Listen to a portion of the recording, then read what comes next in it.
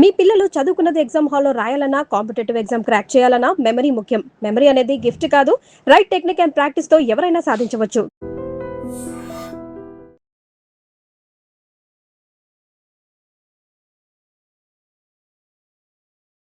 సింధు జల సంగతి కాస్త పక్కన పెడదాం సార్. ఆఫ్ఘనిస్తాన్కి మన మెడికల్ కిట్లో డ్రోన్లు పంపిస్తున్నాం ఒక ఎలిగేషన్. సార్ నేను ఒక మాట చెప్తున్నా సార్. పాకిస్తాన్ వాళ్ళు ఎలా అంటే సార్, వాళ్ళ లీడర్షిప్ ఎలాగైపోయిందంటే, ఈ రోజు రాత్రి పడుకున్నాము తాగేసి కళ్ళు ఏమొచ్చింది అది వాగేయాలి రేపు పొద్దున్న లేసి. అంటే ఒక సైంటిఫిక్ అనాలిసిస్ లేదు, ఒక ఆబ్జెక్టివ్ అనాలిసిస్ లేదు, ఒక లాజికల్ రీజనింగ్ లేదు, ఏమీ లేదు సార్. ఇండియా ఆఫ్ఘనిస్తాన్కి ఈ రోజు కాదు సార్, 2001 నుంచి మెడికల్ ఎయిడ్ మనం ఆఫ్ఘనిస్తాన్కి అందిస్తున్నాం సార్.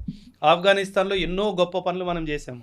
వాళ్ళ పార్లమెంట్ బిల్డింగ్ కానీ, వాళ్ళ డ్యామ్లు కానీ, వాళ్ళ బ్రిడ్జ్లు కానీ, వాళ్ళ రోడ్లు కానీ, వాళ్ళకి అంబులెన్సెస్ కానీ, నర్సింగ్ సపోర్ట్ కానీ, మెడికల్ కిట్ సపోర్ట్ కానీ ఎన్నో మనం ఆఫ్ఘనిస్తాన్కి అందిస్తున్నాం సార్. ఫర్ ఎగ్జాంపుల్ సార్, వాడు అలిగేషన్ ఏంటి, ఆఫ్ఘనిస్తాన్కి మన భారతదేశము డ్రోన్లు సరఫరా చేస్తుంది సార్. ఆ మెడికల్ బాక్స్లో పెట్టి పంపించాల్సిన అవసరం నాకేం వచ్చింది సార్? నేను ఓపెన్గా ఇస్తా.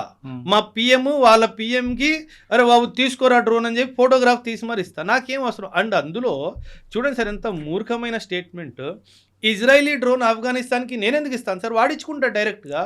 నేను ఇవ్వాలంటే నా డ్రోన్ ఇస్తా. నేను ఇజ్రాయెల్ డ్రోన్ నేను ఇవ్వాల్సిన అవసరం సార్. ఇజ్రాయెల్ మీకు తెలుసు, మొసాద్ కానీ వాళ్ళ డిఫెన్స్ సిస్టమ్ ఎంత బ్యూటిఫుల్గా పనిచేస్తుంది అంటే, ఈ ఎదవకి తెలియకుండానే అక్కడ అన్ని డ్రోన్లు వచ్చేస్తాయి వాళ్ళకి ఇవ్వాలి అన్న ఉద్దేశం ఉంటే. అది ఫర్ ఎగ్జాంపుల్ సార్. ఒక మాట చలో పాకిస్తాన్ వాగింది నిజమే అనుకుందాం, నేనే చెప్తున్నాను సార్, ఏం పీక్తో పీక్కు అంతే కదా సార్. కానీ ఇచ్చేది మనం మేక్ ఇన్ ఇండియా ఇస్తాం. నీకు దమ్ముంటే ఆపుకో. కాదు, ఇవ్వాలనుకుంటే మేక్ ఇన్ ఇండియా డ్రోన్ ఇస్తాం. ఫస్ట్ ఆఫ్ ఆల్ అదే ఇస్తాను సార్. సరో నువ్వు అన్నట్టు ఇజ్రాయెల్దే ఇస్తున్నా, దమ్ముంటే ఆపు. నువ్వేం చేయగలుగుతావు చేసుకో. నువ్వు అరవడం మానే ఫస్ట్. నువ్వు అరుస్తే అరిసావు, ధైర్యం ఉంటే కరిసి చూపించు, అప్పుడు చెప్తాను నీకు ఏ ఇంజెక్షన్ పెట్టాలి. So that is where sir. In fact మీరు వాళ్ళ పార్లమెంట్ మీటింగ్స్ కూడా చూస్తే కనుక మీకు ఒక క్లారిటీ వస్తుంది సార్. వాళ్ళ మినిస్టర్లు వాళ్ళ ప్రభుత్వాన్ని ఎలా దూషిస్తున్నారు. మీకు పంజాబీ అర్థం కాకపోవచ్చు సార్, నాకు అర్థం అవుతుందిగా. నా ఫేవరెట్ టైం పాస్ వాళ్ళ పార్లమెంట్ మీటింగ్ సార్. అరే భలే ఉంటాయి సార్, బ్యూటిఫుల్లీ. అక్కడ లేడీస్, అతి ముఖ్యంగా లేడీస్ మినిస్టర్ని బట్టలు తీసేసి మరీ డైలాగులు కొడతారు. అస్సలు వాళ్ళ దగ్గర జవాబే లేదు సార్, దేనికి జవాబు లేదు. కానీ వాళ్ళు ఆర్మీ చేతులు ఉన్నారు కదండి. అది దేశం వల్ల తగలడిపోయింది సార్. సార్ మన దేశంలో ఆర్మీ పాలిటిక్స్ నుంచి దూరం ఉండి ఎంత పెద్ద పాజిటివ్ కాంట్రిబ్యూషన్ చేసిందో మనకు అవగాహన లేదు. నేను ఆర్మీలో 11 సంవత్సరాలు సర్వీస్ చేశాను కదా సార్. ఆర్మీ ఆఫీసర్స్ మెస్సులో 2 విషయాలు డిస్కస్ చేయడానికి అనుమతి లేదు సార్. ఒకటి పాలిటిక్స్, ఇంకోటి రిలీజియన్ సార్. ఈ రెండిటి మీద నువ్వు నోరు తెరిసేవనుకో, commanding officer next day morning భుజం మీద పెట్టేసి చలో అంటాడు. అంటే అంత స్ట్రిక్ట్లీ అవాయిడ్ చేస్తారు. అది వాళ్ళు అక్కడ చెయ్యలేకపోయారు సార్. దానివల్లే వచ్చిన తలకాయ నొప్పి ఇదంతా సార్, ఇంకేం కాదు. ఒక స్టేట్మెంట్ సార్, ఇండియా ఆఫ్ఘనిస్తాన్కి డ్రోన్స్ ఇస్తుంది అన్నారు. ఒరే మూర్ఖుడా, Afghanistan was your friendly country, పాకిస్తాన్కి ఫ్రెండ్లీ కంట్రీ కదా. ఒరే అదే నీకు ఎనిమీ అయిపోయింది, అది నువ్వు గుర్తించి ఫస్ట్. ఎవరు డ్రోన్లు ఇస్తున్నాడు కాదు, నా స్నేహితుడికి డ్రోన్లు నా శత్రువు ఎందుకు ఇస్తున్నాడు అది ఆలోచించి ఫస్ట్.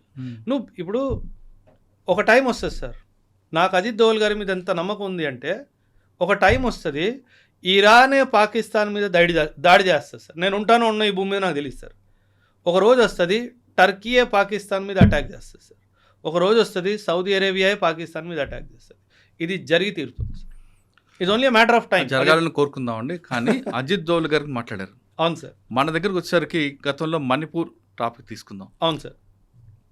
దోవల్ గారు ఉన్నారు కాబట్టి అది ఇంటర్నల్గా జరుగుతుంది అని అన్నాం, మనం మాట్లాడారు మీరే. కానీ మళ్ళీ మణిపూర్ మళ్ళీ తగలబడుతుంది సార్. మణిపూర్లో సార్ అక్కడ ఒక కరెక్షన్ జరగాలి సార్.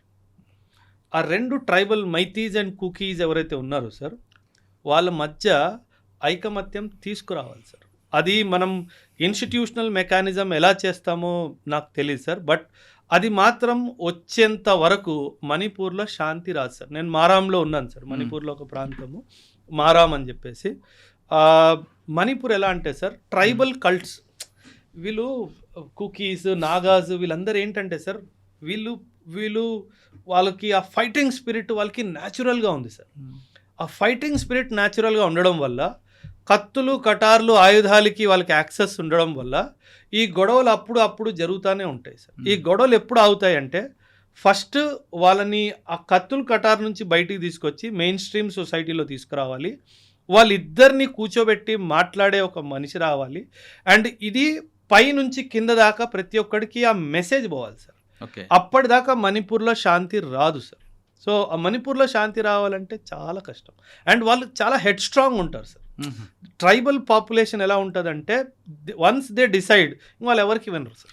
అదేవిధంగా ఒకసారి నమ్మితే వాళ్ళని దూరంగా చేయలేరు కదా. చేయలేము సార్. అది ఆ ఫ్లాష్ పాయింట్లోకి వెళ్ళిపోయింది సార్. ఆ ఫ్లాష్ పాయింట్ నుంచి బయటకు వచ్చి వాళ్ళు శత్రువుల నుంచి మిత్రుల్లో ఒకసారి అవ్వడం మనం సాధిస్తే కనుక మళ్ళీ ఏమంటారు ఫ్యూచర్లో మణిపూర్లో ఒక్క తుపాకీ కూడా పేలదు సార్. కానీ అది బ్రేక్ అయ్యి అది రావాలి సార్. ఓకే. అప్పటి వరకు మనం ఏం చేయలేదు. సరే, మనం ఇంటర్నేషనల్ వెళ్దామండి ఒకసారి.